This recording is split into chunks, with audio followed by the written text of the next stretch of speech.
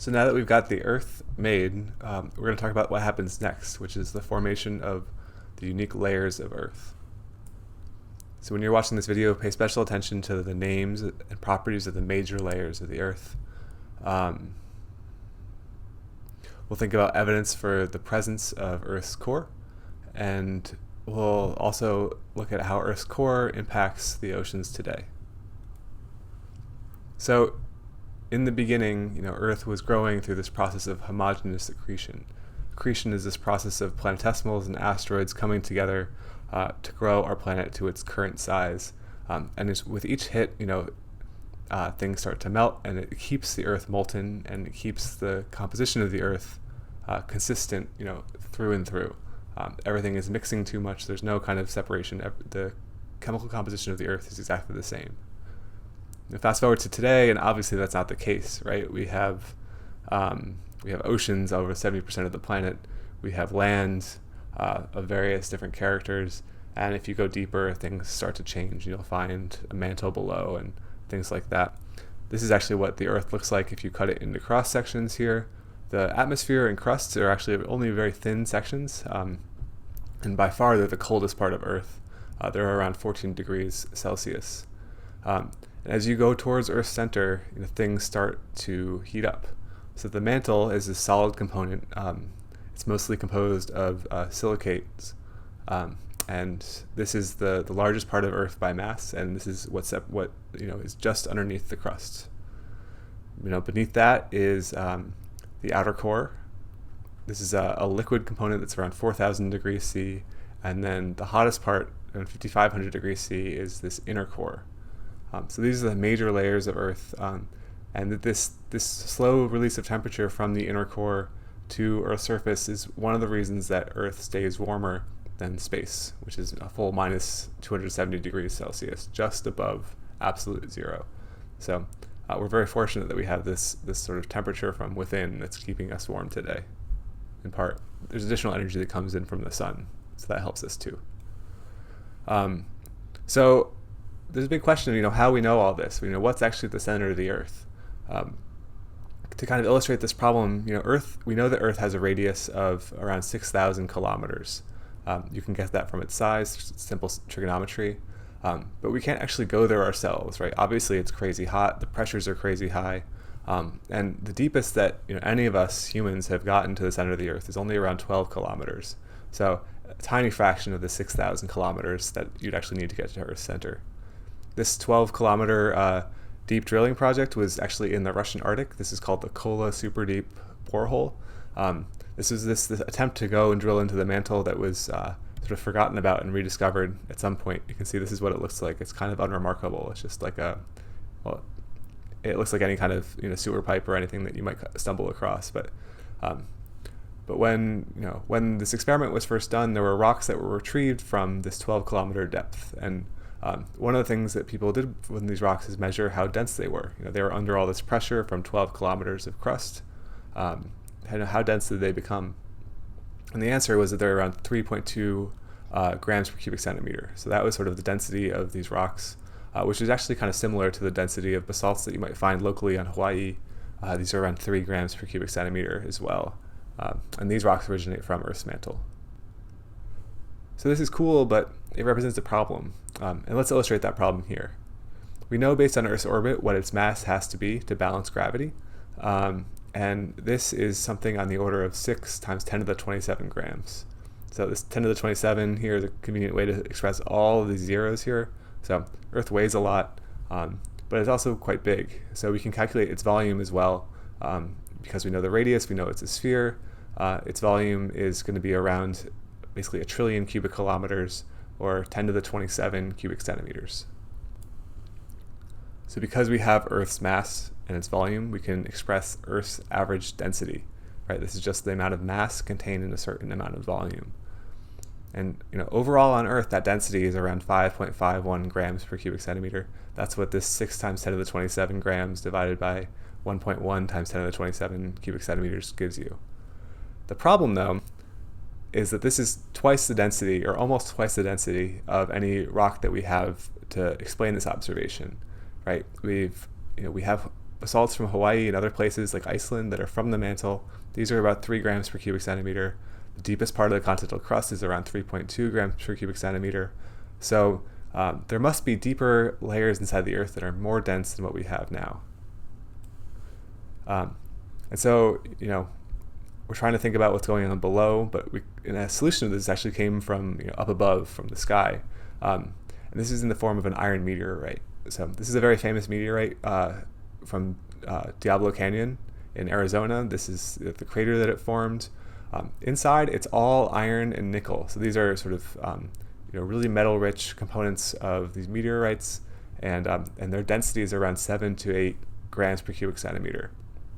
So these are flying through space, and they're really good candidates for what could be inside Earth's core. We know there's a lot of iron around in the conditions that were forming Earth, and if this iron collected together to form an Earth, we could balance out the relatively less dense continental crust with the more dense iron core. So this is our best guess for what was happening, initially during the formation of our planet. Originally everything was all mixed up together. The iron and the silicate were side by side, but eventually that extra density of the iron pulls it towards Earth's center. And so you start going from a homogeneous chemical composition to the formation of these layers. What also happens is the silicates here start to turn into crystals. And so things that are compatible with those silicates, things that fit right into that crystal structure, will stay in the mantle, and things that aren't compatible will slide into the core and hang out with iron. So this created the conditions for an initially liquid core that has probably cooled to be solid in the center. And so from this process, we can sort of see this impact of chemical differentiation. If you look at the composition of the entire Earth, right, you see all this iron here, and smaller roles for silicon and magnesium. But the core is around 32% of Earth's mass, and it's mostly iron, and there's some other elements like nickel and sulfur, and a little bit of silicon too. So most of Earth's iron is found in its core. Most of the silicon on Earth and magnesium on Earth and oxygen on Earth is found in its mantle in these silicate crystals. So we're really lucky that this happened, because this creates conditions that build Earth's magnetic fields. What you need here is a solid inner core that's hotter, but can't move itself. And then you have this liquid outer core that can rest, some of it can rest right at that inner core, outer core boundary. It can receive some of that high temperature from the inner core. Because it receives temperature, it becomes more energetic and starts to flow more. And that flowing iron is the condition that creates magnetic fields. So what this does in our atmosphere and in space is it deflects one of the most dangerous things about our solar system, which is the solar wind. So the solar wind, as illustrated here, is basically this flow of charged particles from our sun that would be on a collision course to Earth and its atmosphere. However, because they're charged particles, and charged particles, when they interact with the magnetic field, are forced away from it. And so this creates this force field from Earth's core, essentially projected out into space. This pushes some of the key particles away from Earth. You'll notice, though, that these lines of magnetic field come back into the poles here. And this is really key for explaining observations like the Northern Lights here. This is what happens when the solar wind hits the atmosphere. These particles in the atmosphere are, they gain energy, they're accelerated, and some of them can fly off into space. So this is only happening in a very small part of our atmosphere. But if our entire planet was exposed to this, we could easily lose a lot of gas in our atmosphere. And there's evidence that this is exactly what happened to Mars. So Mars lacks a magnetic field. We know that based on the different probes that we sent to space there. And we also know it lacks water. So, however, there's been more recent studies of Mars that show that in the past it did have water here. So this is some of the more convincing photographs of this. If you've ever seen tropical rivers or things like the Grand Canyon, you'll recognize these really snaky features here. This is a flow path of liquid water, sort of carving out these river channels here on the surface of Mars. Obviously, there's no more water flowing here anymore because Mars lost its water. And one of the main ideas behind Mars losing its water relates to its exposure to the solar wind. So this is a schematic of what can happen. The solar wind, when it's not blocked by a magnetic field, can come in it can kind of separate some of the atmosphere off, and it can carry it off into deep space. And so over millions of years, this can deplete Mars's atmosphere of gases, but eventually that decrease in pressure will cause water to evaporate. And then that water is vulnerable to the same kind of atmospheric loss process as the initial gases of Mars's atmosphere. So this is a way to basically pull off water from the surface of Mars and send it elsewhere and dry out Mars. So this could have happened on Earth if we did not have our magnetic field. So early on in the history of Earth, as Earth was forming its core, the surface of the Earth was basically all molten. This is sometimes called a magma ocean, and it's expected that this lasted for millions of years. As it slowly cooled, this temperature was slowly lost to space. During this point, you have volatile elements that are dissolved inside the magma. They're able to leave the melt because they're exposed to this new atmosphere, or because they're exposed to low pressure at Earth's surface, and this is what created Earth's first atmosphere. As cooling continues, you have the surface crust that starts to form, and this is another opportunity for chemical separation. Generally, this is described in these two different chemical groups: compatible elements and incompatible elements. Compatible elements are ones that can fit really easily into the structure of magnesium silicate crystals. These are things that also have a 2+ charge like magnesium, or are structured similar to silicate SiO2. These stay in the mantle and don't end up in the crust as much, whereas elements that have different charges, things that are not 2+ charged, those partition into the crust. And so the differences between the crust and the mantle are a bit more subtle than the difference between the mantle and the core, but they're still significant. So we can see the mantle here is mostly silicon, oxygen, and magnesium. And in comparison to the crust, it's mostly this magnesium that's been replaced with these other elements. Things like sodium and potassium, K here, these are 1+ ions, so they don't fit well in the 2+ structure that magnesium fits in. So they're unlikely to substitute and stay in the mantle. They get partitioned in the crust. Similarly, aluminum is a 3+ ion, so it also partitions into the crust and leaves the mantle to some degree.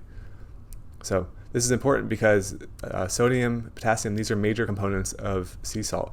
And essentially it's the weathering of the ocean crust and its chemical signatures that lead to a salty ocean. This weathering of the crust, right, the carving out of these big canyons, is also a critical process that delivers nutrients to seawater.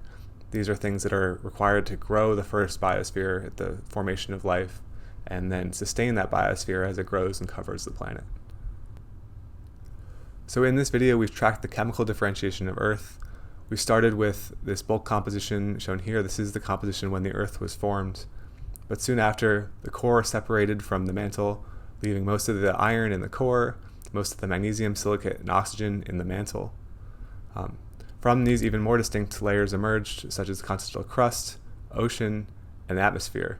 These are the layers that are sort of key to sustaining life.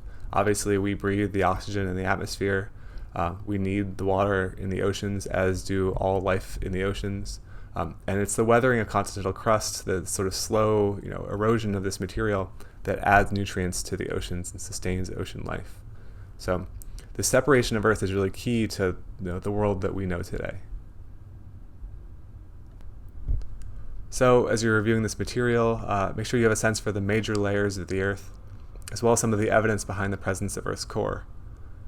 Lastly, you should be able to explain how Earth's core impacts the oceans, even though they're separated by thousands of miles of mantle rock.